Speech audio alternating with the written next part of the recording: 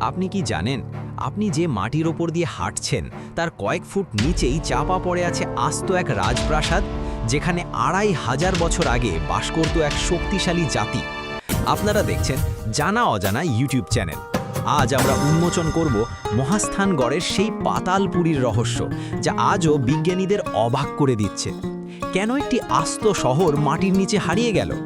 কি লুকিয়ে আছে সেই অন্ধকার সুড়ঙ্গগুলোতে?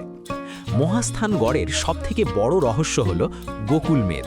লোকে একে বেহুলার বাসরঘর বললেও এর ভেতরে আছে ১৭২টি অন্ধ কুঠুরি বা ছোট ঘর। মহাস্থানগড় ঘিরে প্রচলিত আছে রাজা পরশুরাম আর শিলাদেবীর করুণ ইতিহাস। বলা হয় এই প্রাসাদের নিচে এমন কিছু সুড়ঙ্গ আছে যা সরাসরি করতোয়া নদীর নিচে গিয়ে শেষ হয়েছে। স্থানীয়রা আজও বিশ্বাস করেন গভীর রাতে সেই ধ্বংসাবশেষের আড়াল থেকে পুরনো আমলের অস্ত্রশস্ত্রের ঝনঝনানি শোনা যায়।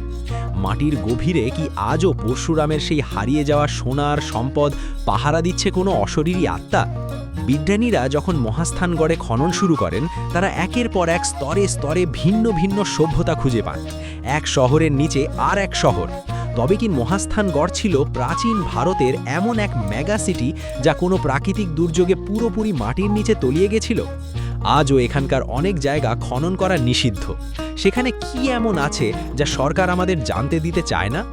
কেবল ইটের স্তূপ নয়, এটি আমাদের শেকড়। এর প্রতিটি ইটে মিশে আছে হাজার বছরের কান্না আর বীরত্ব। আপনি কি কখনো সেখানে গিয়ে কোনো অদ্ভুত অনুভূতি পেয়েছেন? কমেন্টে জানান।